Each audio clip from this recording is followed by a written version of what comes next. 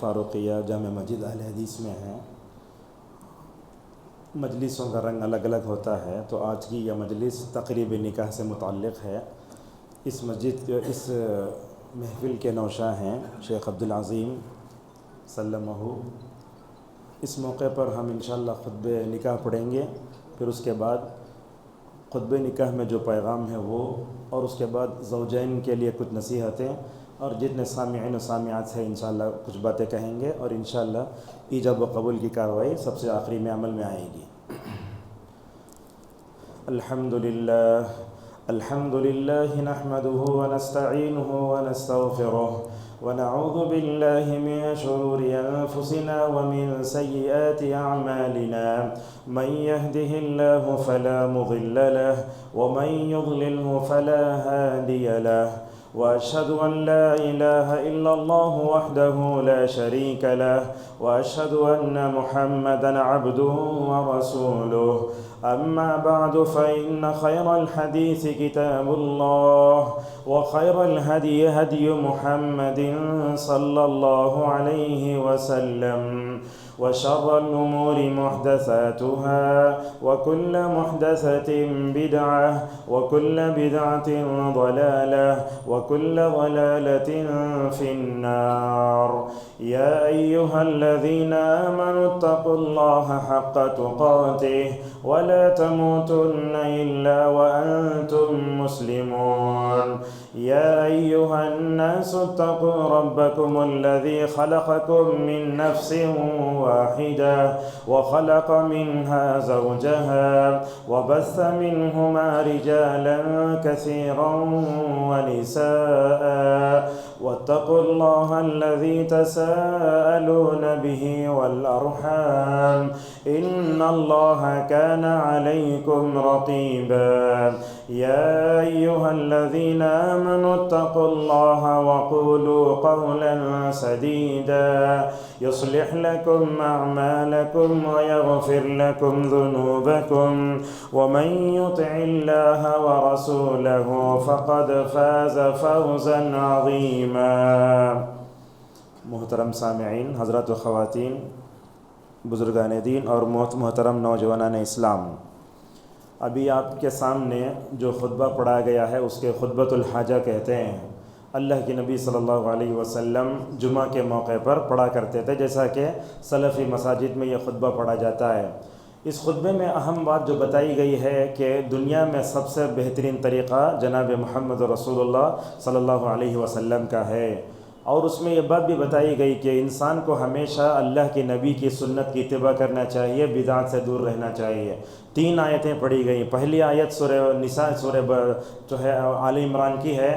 اللہ اس میں فرماتا ہے لوگو اللہ سے ڈرو جیسا کہ ڈرنے کا حق ہے، اور اس کے بعد اللہ تعالیٰ نے سورہ نساء کی آیت میں کیا کہا؟ اے لوگو۔ اس کا مطلب یہ ہوا کہ یہ قرآن صرف مسلمانوں کے لیے، سارے انسانوں کے لیے ہے۔ کہا اے لوگو اپنے اس رب سے ڈرو جس نے تمہیں اور تمہاری بیوی کو پیدا کیا ہے۔ وہاں پھر کہا لوگو اللہ سے ڈرو، رشتوں کو نہ توڑو۔ اب رشتے جوڑے جاتے ہیں نا، اسی وقت میں اللہ نے کہا رشتوں کو جوڑو اور اللہ تبارک و تعالیٰ سے ڈرتے رہو، بے شک اللہ تعالیٰ تمہارا نگران ہے۔ اب دیکھیے اس مسجد میں آپ بیٹھے ہیں، CCTV کیمرہ لگا، ڈرتے کہاں ہمارا ریکارڈ ہوتا کہ ویسے نوشہ بھی، یہ دلہن بھی، دولہا کو بھی اللہ تبارک و تعالیٰ کے اس نام کا حوالہ دے کر بتایا جا رہا ہے، تم سب کے سامنے بیٹھ کر بولتے میں نے قبول کیا۔ لہٰذا اس عورت کے بارے میں جو ہے شوہر کو ڈرنا چاہیے، اسی طرح بیوی کو بھی چاہیے کہ وہ اپنے شوہر کے بارے میں اللہ تبارک و تعالیٰ سے ڈرتے رہے۔ آخری میں ایک بات یہ بھی آئی اس میں، اللہ نے کہا ایمان والو صحیح بات کہو، اللہ تبارک و تعالیٰ تمہارے اعمال کو درست فرمائے گا، اور اسی طریقے سے جو ہے تمہارے گناہوں کو معاف کرے گا۔ یہ بات ہم سنتے، وَمَن يُطِعِ اللَّهَ وَرَسُولَهُ فَقَدْ فَازَ فَوْزًا عَظِيمًا، جو اللہ اور اس کے رسول کی اطاعت کرتا ہے گویا وہ دنیا اور آخرت میں کامیاب ہو گیا۔ معزز حاضرین، آپ جانتے ہیں اسلام کے نزدیک سنت کی ایک بڑی فہرست ہے، سنت میں نکاح بھی آتا ہے، اور آپ جانتے ہیں نکاح صرف نبی کریم صلی اللہ علیہ وسلم کی سنت نہیں، آدم سے لے کر حضرت محمد صلی اللہ علیہ وسلم تک جتنے انبیاء تشریف لائے ہر نبیوں کی شادی ہوئی سوائے دو کے. ایک تھے حضرت عیسیٰ علیہ السلام، دوسرے ہیں یحییٰ علیہ السلام. اللہ تعالیٰ جو ہے اس نکاح کو نبیوں کی سنت بتاتے ہوئے فرماتا ہے وَلَقَدْ أَرْسَلْنَا رُسُلًا مِّن قَبْلِكَ وَجَعَلْنَا لَهُمْ أَزْوَاجًا وَذُرِّيَّةً. ہم نے آپ سے پہلے جتنے رسول بھیجے ہم نے ہر ایک کی بیویاں بھی بنائیں، بچے بھی بنائے. اور آپ جانتے ہیں اس دنیا کا آغاز ہی جوڑے سے ہوا ہے. جب بھی دنیا میں شادی ہوتی ہے دنیا جوڑے اول کو یاد کرتی ہے. شوہر حضرت آدم علیہ السلام اور حوا حضرت آدم علیہ السلام کی بیوی ہیں. اور آپ جانتے ہیں اسلام کی خوبیاں بہت ہیں. ان خوبیوں میں سے خوبی یہ ہے کہ اسلام نے ماشاءاللہ عورت کی ضرورت کے پورے کرنے کو بھی ماشاءاللہ باعث اجر و ثواب قرار دیا ہے. ایک مرد جب اپنی عورت کو مطمئن کرتا ہے تو یہ بھی باعث اجر و ثواب ہے. صحابہ نے پوچھا یا رسول اللہ کیسے اپنی بیوی کو مطمئن کرے تو ثواب ملتا ہے؟ اللہ کے نبی صلی اللہ علیہ وسلم نے اس موقع سے کہا اگر تم اپنی شرمگاہ کا غلط استعمال کرو گے تو تمہیں جیسے جو ہے کیا ملتا ہے؟ سزا ملتی ہے، گناہ ملتا ہے. ویسے اپنے جو ہے بیوی کو مطمئن کرنا بھی ماشاءاللہ باعث اجر و ثواب ہے. نکاح اللہ کی نشانیوں میں سے ہے. اللہ تعالیٰ نے سورہ روم کی آیت نمبر 21 میں یہی بات کہی وَمِنْ آيَاتِهِ أَنْ خَلَقَ لَكُم مِّنْ أَنفُسِكُمْ أَزْوَاجًا لِتَسْكُنُوا إِلَيْهَا وَجَعَلَ بَيْنَكُم مَّوَدَّةً وَرَحْمَةً إِنَّ فِي ذَلِكَ لَآيَاتٍ لِقَوْمٍ يَتَفَكَّرُونَ. اس آیت پہ غور کرو. اللہ فرماتا ہے اللہ کی نشانیوں میں سے ہے اللہ نے تمہارے میں ہی سے ماشاءاللہ تمہارے بیویوں کو پیدا فرمایا اور نکاح کے 3 فائدے بتائے. کہا نکاح کرنے سے جو ہے دونوں کو سکون ملتا ہے. نکاح کرنے سے ماشاءاللہ دونوں میں جذباتی محبت آتی ہے. ہمارے الفاظ پہ غور کریں آپ. محبت نہیں آتی. کیسی محبت؟ جذباتی محبت. اللہ اکبر. ان دونوں کا میل جول ہوتا ہے. ایک دوسرے کو ایک ہی مرتبہ دیکھتے ہیں حالانکہ دونوں اجنبی ہیں مگر نکاح کے بندھن میں بننے کے بعد رات ہی سے وہ محبت کا آغاز ہو جاتا ہے. ان کو دیکھنے والا کہتا ہے کہ یہ صدیوں سے ماشاءاللہ ملے جلے ہوئے ہیں. اور اسی طریقے سے اللہ نے اسی میں کہا یہ دونوں کے لیے رحمت ہیں. اور آخری میں الفاظ پہ غور کرو. اللہ فرماتا ہے یہ نکاح کے 3 فائدے ہیں نا اس میں بار بار تمہیں غور کرنا چاہیے. ان فی ذلک لآیات لقوم یتفکرون. معزز حاضرین نبی کریم صلی اللہ علیہ وسلم بھی اپنی بیویوں سے بہت محبت کرتے تھے. آپ نے فرمایا مجھے بیویاں بہت پسند ہیں، مجھے خوشبو بہت پسند ہے. اور آپ نے یہ بھی کہا کہ مجھے خوشبو بہت پسند ہے. اور آپ جانتے ہیں اس دنیا میں ایک شوہر کے لیے سب سے بہترین اگر کوئی چیز ہے تو وہ نیک بیوی ہے. جن کو مل جائے وہ بہت خوش نصیب ہیں. ورنہ تو اس دنیا میں ایسے مرد بھی ہیں جو بیوی کے ٹھیک نہ ہونے کی وجہ سے درد سر میں مبتلا ہیں. کتنے لوگ شوگر کے مریض ہیں، کتنے لوگ ٹینشن میں ہیں. لہٰذا ہم میں سے اگر کسی کو نیک بیوی ملتی ہے بلکہ بعض روایتوں میں آیا ایک نیک بیوی سونے چاندی سے بھی افضل ہے. اللہ اکبر. اللہ تبارک و تعالیٰ نے نیک بیوی کے بارے میں کیا کہا؟ نیک بیوی جو ہوتی ہے نا ماشاءاللہ بڑی بہترین ہوتی ہے. اسی لیے اللہ کے نبی صلی اللہ علیہ وسلم کہتے ہیں الدنیا کلھا متاع وخیر متاعها المرأة الصالحة. میں اس جوڑے کے موقع پر ان دونوں کو یاد دلانا چاہوں گا اللہ تبارک و تعالیٰ نے کیسے کیسے ماشاءاللہ نیک بیویوں کو پیدا فرمایا. سب سے پہلے میرے سامنے مثال ابراہیم علیہ السلام کی. اللہ تعالیٰ نے 2 بہترین بیویوں کی شکل میں ان کو دیا. علامہ ابن القیم رحمہ اللہ لکھتے ہیں حضرت ابراہیم علیہ السلام کو سارہ جو ملی تھی کہا ان کے بارے میں اجمل نساء العالمین. کہا دنیا کی عورتوں میں ماشاءاللہ اپنے زمانے کی سب سے خوبصورت ترین عورت. اس عورت کو دیکھ کر مصر کا بادشاہ زنا کرنے گیا. یہاں دیکھیے کیسا ہے. ایک طرف ہاتھ پکڑنے جاتا کون؟ مصر کا بادشاہ. اس وقت حضرت ابراہیم نے اپنی بیوی سے کہہ دیا تھا یہ دیکھو یہ تمہارے ساتھ برائی کا ارادہ کر رہا ہے. اگر وہ پوچھے یہ کون ہے تو میں تمہارے بارے میں کہوں گا یہ میری بہن ہے. اللہ اکبر.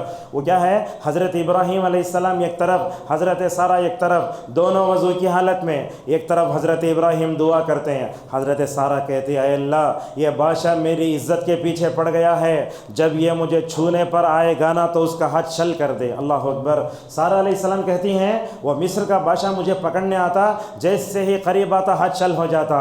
دوبارہ دعا کرتے اے اللہ بچا لے. دوبارہ پکڑنے آتا ہاتھ چھل ہو جاتا. دیکھو اس سے معلوم ہوا دونوں میاں بیوی پریشانی کی حالت میں اللہ تعالیٰ سے رجوع ہوں. نہ درگاہوں کو جائیں، نہ کسی پیر کے پاس جائیں، نہ کسی نعوذ باللہ کسی کے سامنے جھکیں. اس طریقے سے آپ جانتے ہیں داؤد علیہ السلام کی 100 بیویاں تھیں. बाज़ रिवायतों में आता है सुलेमान अलैहिस्सलाम की 70 पर 7 90 पनाहों। और देखो एक मर्द को अपनी बीवी से मोहब्बत होना भी चाहिए। और आज हम देखते हैं नौजवान जब रहते ना, शादी से पहले दोस्तां बहुत रहते, मगर शादी के बाद जब उसे हकीकी दोस्त मिल गया तो पूरे दोस्तां छोड़ देता है। ये बात सही है, बात सही है। देखो हज़रत अमर इब्न आस या अबू बदा बिन जरह रज़ियल्लाहु अन्हु नबी करीम सल्लल्लाहु अलैहि वसल्लम कहते या रसूल अल्लाह मन अहब्बुन नास इलैक, पूछते हैं दुनिया में कौन आपको पसंद है।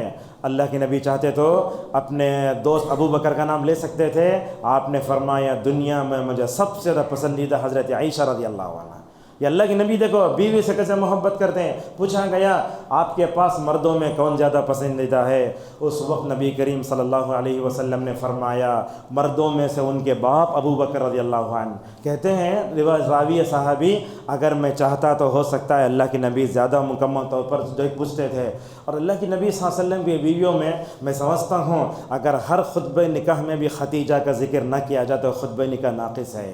कैसा शादी, अल्लाह अकबर।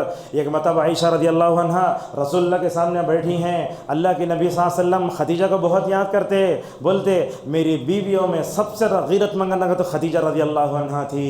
तो एक दिन आयशा ने कहा क्या ख्याल या वो बूढ़ी को याद करते। उस मौके पर नबी करीम सल्लल्लाहु अलैहि वसल्लम ने फरमाया इन्नी रुज़िक़्तु हुब्बुहा, अल्लाह ने खतीजा की मोहब्बत मेरे दिल में डाली।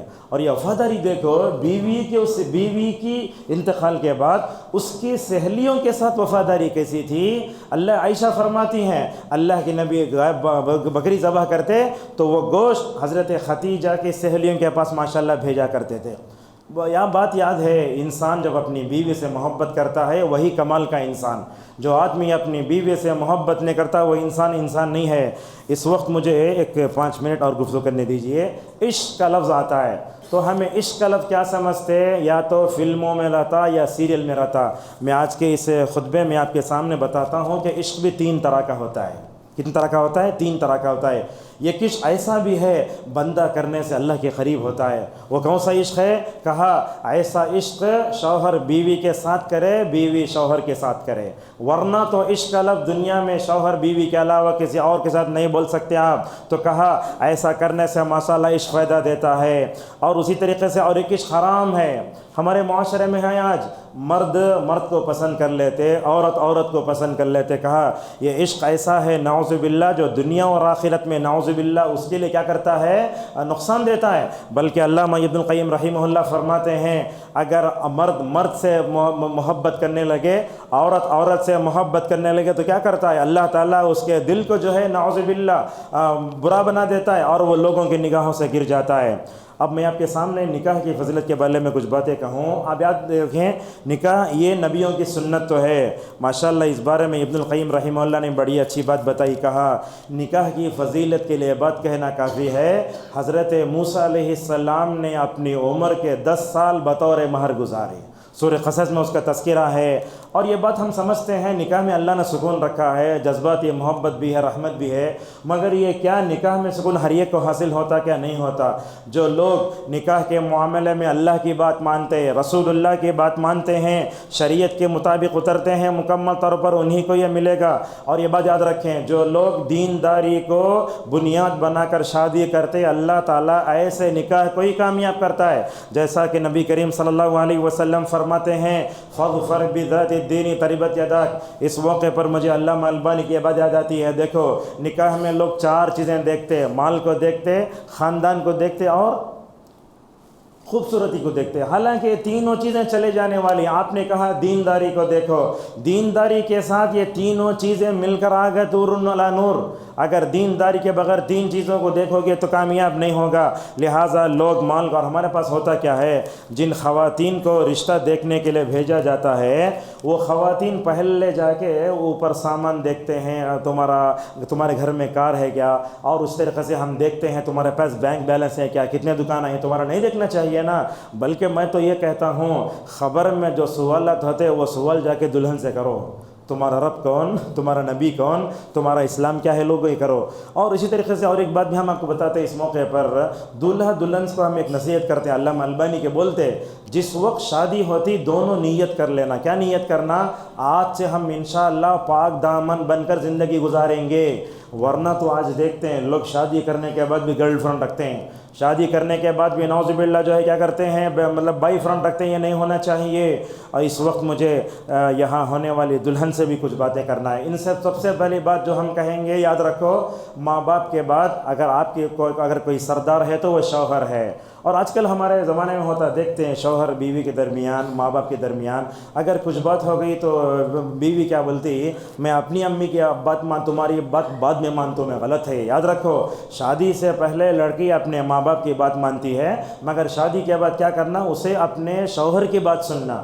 ماں باپ کا درجہ بعد میں آتا ہے، لہٰذا اس کو بھی دیکھ کر ہم یہ کرتے ہیں۔ دیکھو، اور ایک بات یہ بتائی، کہا، یاد رکھو، قیامت کے دن جنت کے 8 دروازے کھلیں گے اس عورت کے لیے جو اپنے شوہر کی مکمل طور پر کیا کرتی ہے، عزت کرتی ہے اور اس کی اطاعت کرتی ہے۔ آج کل یہ سوشل میڈیا کی وجہ سے، فلموں کی وجہ سے، سیریل کی وجہ سے شوہر کی عظمت ختم ہو کر رہ گئی ہے۔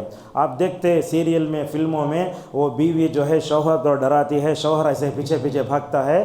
ہماری عورتیں بھی وہ دیکھ لے کہ اپنے شوہروں کو دبانا چاہتی ہیں، نہیں ہونا چاہیے۔ شوہر سے بات کرو تو عزت سے بات کرو۔ سعید ابن مسیب رحمہ اللہ کی اہلیہ کہتی ہیں، ہم تو اپنے شوہروں سے ویسے بات کرتے جیسے رعایا یا بادشاہ سے بات کرتے ہیں۔ اور اس طریقے سے آپ نے یہ بھی فرمایا، اوپر سے نیچے تک اگر شوہر کو پیپا جائے، عورت اگر اس کو چاٹے بھی تب بھی وہ جو اپنے شوہر کا حق ادا نہیں کر سکتے۔ اور آپ نے یہ بھی کہا، اگر غیر اللہ کے لیے سجدہ جائز ہوتا تو میں کہتا کہ بیوی جو ہے اپنے شوہر کے سامنے سجدہ کرے۔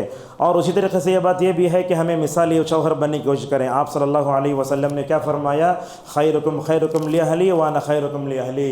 لہٰذا شوہر کو بیوی کے ساتھ، بیوی کو شوہر سے کیا کرنا چاہیے، اچھے انداز سے پیش آنا چاہیے۔ یا دیکھو، ان کے حق میں دعا بھی کرنا چاہیے۔ ہم بہت کم ہیں، اپنے پتہ نہیں کس لیے دعا کرتے ہیں، ماشاء اللہ اپنی بیوی کے لیے بھی دعا کرنا چاہیے۔ دیکھو، ایک مثال آپ کو پیش کرتے ہیں، ابن حبان کی روایت ہے، ایک مرتبہ نبی کریم صلی اللہ علیہ وسلم کے بارے میں عائشہ رضی اللہ عنہا نے کہا، میں نے رسول اللہ کا بڑا خوشگوار موڈ میں دیکھا۔ اب خوشگوار موڈ میں دیکھا تو کیا کیا، جا کر ماشاء اللہ کہا، یا رسول اللہ آپ میرے حق میں دعا کرتے کیا؟ مطالبہ کرنے والی کون؟ عائشہ رضی اللہ عنہا۔ اور کس کے حق میں دعا کرنا ہے؟ عائشہ رضی اللہ عنہ۔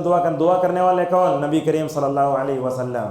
اللہ کی نبی نے دعا فرمائی اپنی بیوی عائشہ کے لیے، کیا کہا، اللہم اغفر لعائشہ ما قدمت وما اخرت وما اسرت وما اعلنت۔ کہا، اے اللہ تو عائشہ کی مغفرت فرما دے، اس نے چھپ کر گناہ کیے ہوں، سامنے گناہ کیے ہوں، پچھلے گناہ ہوں، یعنی تو آگے گناہ کیے ہوں، ہر گناہ کو معاف کر دے۔ یہ اللہ کے نبی کے زبان سے دعا کے الفاظ نکلنا تھا۔ حضرت عائشہ کی خوشی کے ٹھکانے، روایت میں آتا ہے، خوشی سے جا کر نبی کریم صلی اللہ علیہ وسلم کے گود میں پڑ جاتی ہیں۔ کون؟ عائشہ رضی اللہ عنہا۔ اللہ کے نبی صلی اللہ علیہ وسلم عائشہ کو دیکھتے ہوئے پوچھتے ہیں، یا عائشہ تو ایسر کی دعائی، میرا تمہارے حق میں دعا کرنا تمہیں اچھا لگا کیا؟ پوچھنے والے کون؟ اللہ کے نبی صلی اللہ علیہ وسلم۔ عائشہ رضی اللہ عنہا نے فرمایا، یا رسول اللہ آپ میرے حق میں دعا کریں، مجھے خوشی کیوں نہ ہو۔ اور اس نبی کا جگر دیکھو، اس جملے سے معلوم ہوتا ہے، آپ نے اس موقع پر فرمایا، عائشہ کیا تم یہ سمجھتی ہو کہ میں تمہارے حق میں صرف دعا کرتا ہوں؟ میرا تو حال یہ ہے کہ میں اپنی نماز میں ماشاءاللہ ہر امتی کے لیے دعا کرتا ہوں۔ اللہ اکبر۔ ابن حبان کی روایت۔ لہذا شوہر کو بیوی کے بارے میں اور بیوی کو شوہر کے بارے میں ماشاءاللہ دعا کرتے رہنا چاہیے۔ یہی ہے، نوح علیہ السلام کو دیکھو، ابراہیم کو دیکھو ماشاءاللہ، اور نبی کو دیکھو۔ اور یہ بات یاد رکھو، اپنی بیوی کو رلانا یہ مرد کی غلطی ہے، بلکہ اللہ کے نبی صلی اللہ علیہ وسلم تو اپنی بیوی کے آنسو پوچھتے تھے۔ ایک مرتبہ صفیہ رضی اللہ عنہ فرماتی ہیں، مجھے اونٹ پر چڑھنے نہیں ہو رہا ہے۔ ہماری بیوی بھی اب اگر برابر نہیں بیٹھی، برقع اٹک گئے تو بولتے تمہارے اماں باپ ویت کا سکھائے، سو نہیں بولنا چاہیے۔ آپ صلی اللہ علیہ وسلم کیا کر رہے ہیں، صفیہ ذرا میں پیر دے رہا ہوں، اس پیر پر رکھ کر ماشاءاللہ چڑھ جاؤ۔ چڑھ گئیں، بیٹھ گئیں۔ اس کے بعد صفیہ رضی اللہ عنہ ایسے اونٹنی پر بٹھائی گئیں، ذرا سست تھا۔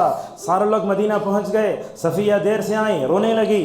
آپ نے پوچھا صفیہ رونے کی بات کیا ہے؟ تو اس موقع پر عائشہ صفیہ رضی اللہ عنہا نے کہا، آپ تمام لوگ تیز تیز اونٹ پر بیٹھ کر چلے گئے، مگر مجھے یہ کمزور اونٹ پر سوار کیا تو رونا آیا۔ اس موقع پر نبی کریم صلی اللہ علیہ وسلم اپنی بیوی کے آنسو پوچھنے لگے۔ ہمارا تو حال یہ ہے، اللہ نے ہمیں قوام بنایا۔ قوام بنانے کا مطلب ہم نے یہ سمجھا ہے کہ عورت پر ظلم کریں۔ قوام بنانے کا مطلب عورت پر ظلم نہیں ہے، آپ کو سہارا بنا کر پیش کیا گیا ہے۔ لہٰذا اپنی بیوی کو مارنا بغیر سبب کے نہیں ہونا چاہیے۔ آپ نے کہا بیوی کو اگر مارتے ہو چہرے پر بھی مت مارو۔ آج حال دیکھتے ہیں، شوہر بیوی لڑائیں زیادہ ہوتی، کیا کرتے ہیں، بچوں کے سامنے دوسرے لڑتے رہتے ہیں۔ ہوتا کیا ہے، وہ بھی نعوذ باللہ سیکھتے ہیں۔ اور یہ بات یاد رکھیں، وسائل زندگی میں سکون نہیں ہے۔ زندگی کس میں آتی ہے؟ یاد رکھو، ہم دیکھتے ہیں پھول میں، خوشبو میں، عمدہ کپڑے میں، اچھے گھر میں، اچھے گاڑی میں، یہ وسائل زندگی کو ہم نے خوشگوار کا مطلب سمجھ لیا ہے۔ خوشگوار زندگی آتی کس میں ہے؟ یاد رکھو، ازدواج زندگی میں خوشگوار اس وقت آتی ہے جب کہ دونوں کے اندر عقیدے کی صحت ہونا چاہیے، عمل صالح ہونا چاہیے، اور اس وقت یہ نصیحت یہ بھی کریں گے ہم کہ دونوں اپنی زندگی نماز کی پابندی سے کریں۔ بعض صحابہ اکرام کے بارے میں آتا ہے ماشاءاللہ، پہلی رات میں دونوں مل کے نماز پڑھتے تھے۔ وہ ازدواج زندگی کتنی خوش نصیب ہوگی جس کا آغاز ماشاءاللہ نماز سے ہو۔ ہمارے پاس ہوتا کیا ہے؟ پہلے پٹاخے پڑھتے ہیں، فوٹو پکڑتے ہیں اور ویڈیو پکڑتے ہیں، نہیں ہونا چاہیے۔ 2 رکعت نماز سے پڑھو، آغاز کرو، اور اس کے بعد دلہا کو تعلیم ہے، پہلی رات میں جب اپنی دلہن کے پاس جاتے اس کے پیشانی پر ہاتھ رکھ کے دعا پڑھو۔ کیا دعا پڑھو؟ اللہم انی اسألک خیرہا و خیر ما جبلتہا علیہ واعوذ بک من شرہا و شر ما جبلتہا علیہ۔ اے اللہ، یہ تیری بندی ہے، میں اس کے سر پر پیشانی پر ہاتھ رکھ کے دعا پڑھتا ہوں، اے اللہ اس بندی میں تو نے جو خیر رکھا ہے وہ میرے لیے لکھ دے تو، اے اللہ اس بندی میں جو شر ہے اس شر سے مجھے بچا لے۔ اور پہلی رات جب جاتے ہیں تو وہ دعا بھی یاد ہونا چاہیے۔ اللہ کی نبی صلی اللہ علیہ وسلم دعا پڑھتے تھے، اللہم جنبنا الشیطان وجنب الشیطان ما رزقتنا۔ آج کل ہوتا کیا ہے؟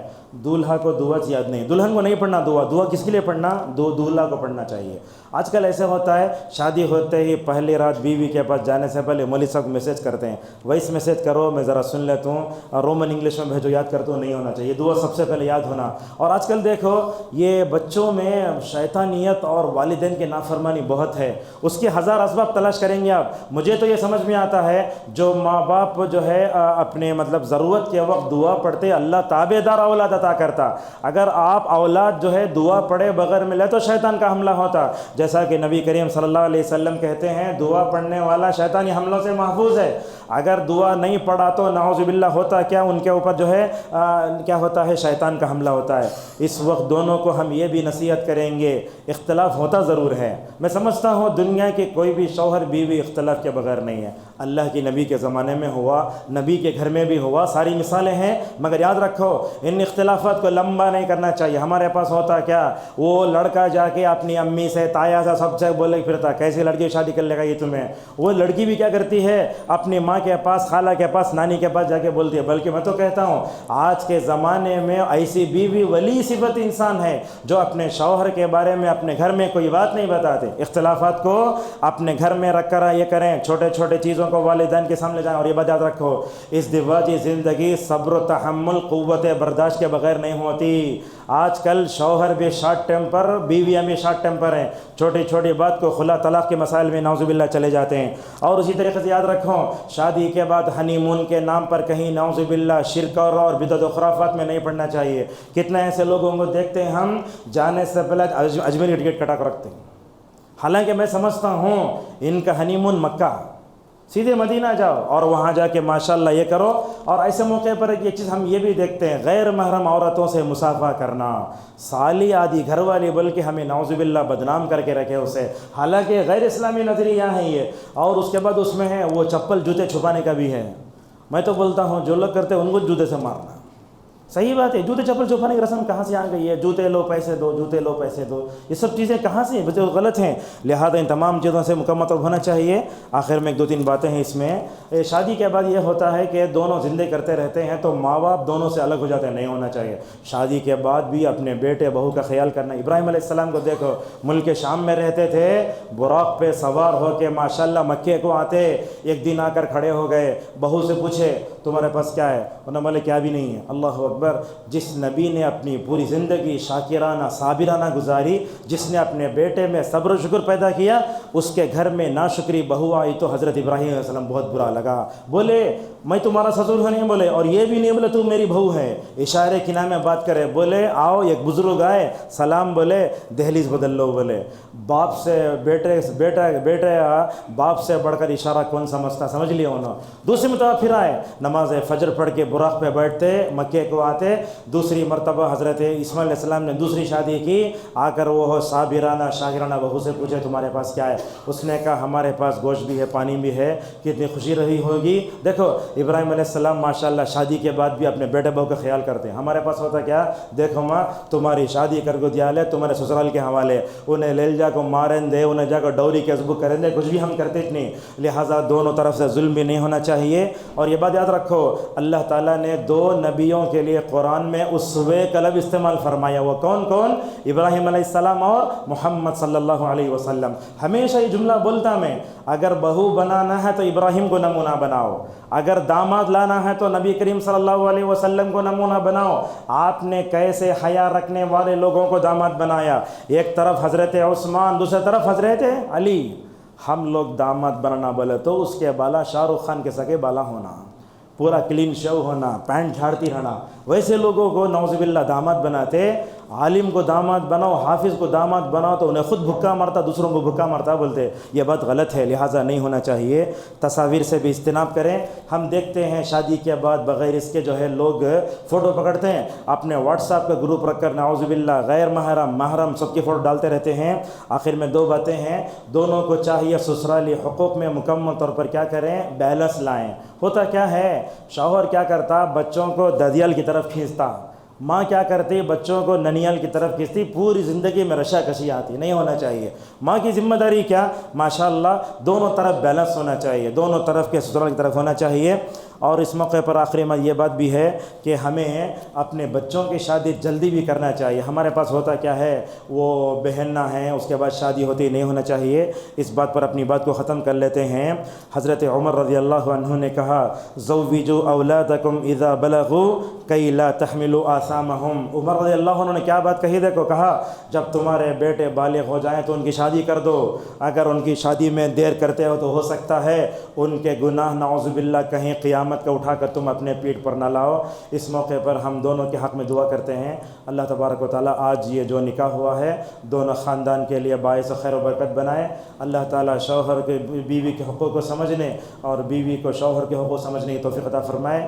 اللہ تعالیٰ ان کو زندگی بھر توحید پر باقی رکھے، سنت پر باقی رکھے، بدعت و خرافات سے بچنے کی توفیق عطا فرمائے۔ اللہ تعالیٰ ان کو اللہ کی اطاعت کرنے، رسول اللہ کی اطاعت کرنے اور اسلاف کے طریق پر زندگی گزارنے کی توفیق عطا فرمائے۔